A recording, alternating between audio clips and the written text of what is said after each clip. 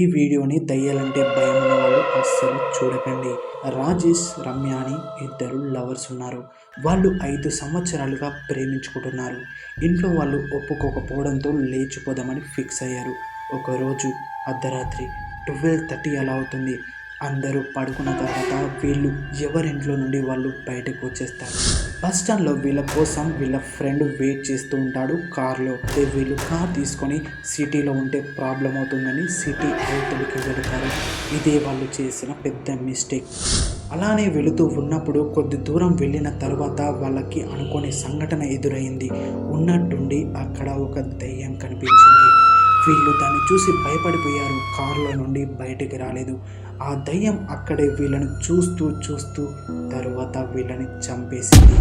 ఆ వీడియోని ఒకసారి మీరు చూడండి.